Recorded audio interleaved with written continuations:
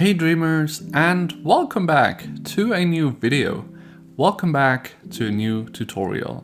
We've been keeping those up. The new features open so many new possibilities. I've covered quite a bit of stuff already, but it just never ends. There's so much new stuff to explore and to find out and to share with you guys. And after I've shown you what you can do with the new Fleck in the last video, a lot of you have wondered how I did my marble floor with the reflections that I showed off in the beginning.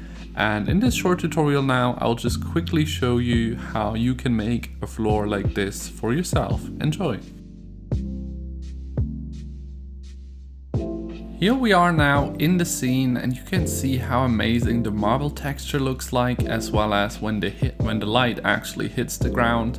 It's thanks to the shininess of the paintings that we can choose.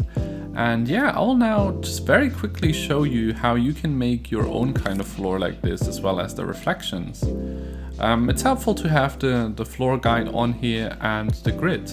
I put the grid on 4 and then choose the opaque square flag.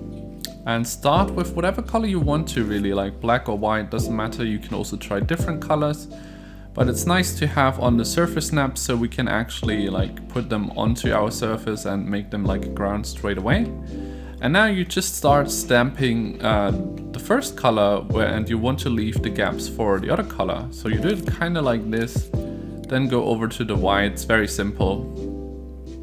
The only thing that you want to make sure is that you actually have a different color on both sides, like the end color, because otherwise it will not work if we copy it. We'll just do it like this and then finish it off like this.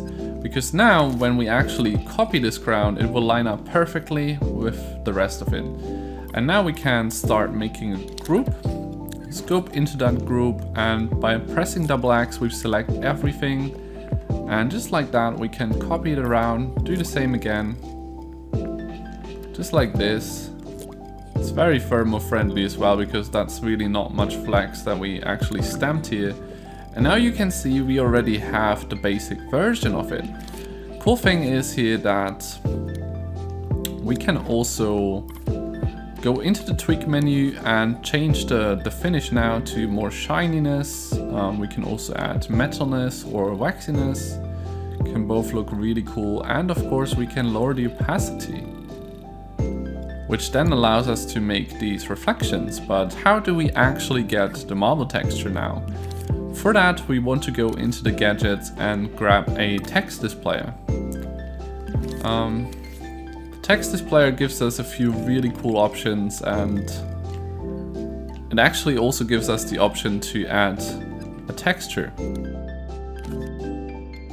Now when you place your text displayer, you want to make sure that you actually put it into the scene so it's actually visible, and also just type in one triangle so there's actually something and it's displayed in the scene. Then we turn off the shadows, the border, and we want to make sure that we stretch it. So turn off the auto fit, and now you can pretty much grab it by its sides and extend it like this. Just like this. Also you can see how it has these curves at the edges. Just turn that off. And yeah, let's just stretch it a little further. And now the cool thing is here is we can go into the text displayer texture properties, go onto the second tab, and that adds like a texture in form of the flex again.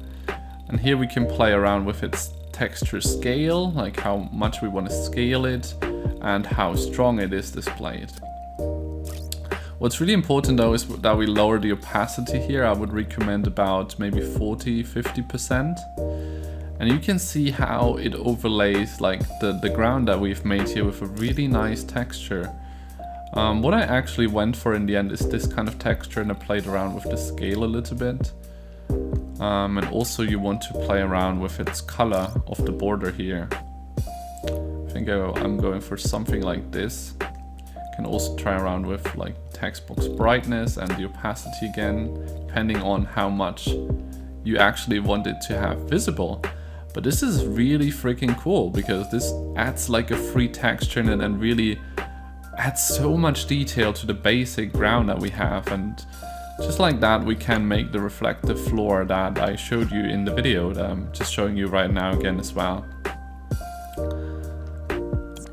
If we now delete this floor and go into the group and lower the opacity, now you can see that we could actually look through it. And yeah, that's pretty much it. There's not much more to it. You can of course experiment more with the textures and scales and whatever kind of things you still figure out with this, but I think it's a really fast and easy way to create a really high quality looking floor with textures and opacity, where you can then flip your scene upside down for some really lovely reflections. And yeah, I hope that you guys enjoyed this video or found it helpful. If so, definitely give it a like, some feedback, and share it with others. Also, many thanks to my patrons. Your support means a lot to me. If you also want to support me, the link is in the description down below. And now, before we end the video, I would actually like to leave you with my reaction from the stream live, where I figured this out and had tried it for the first time. Enjoy. We put that just above this. Oh my god, that looks like it's really shiny now. Holy shit, that looks insane.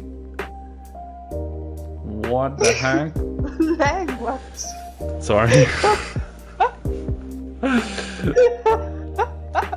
Oh my god, like that is amazing. Go wild here.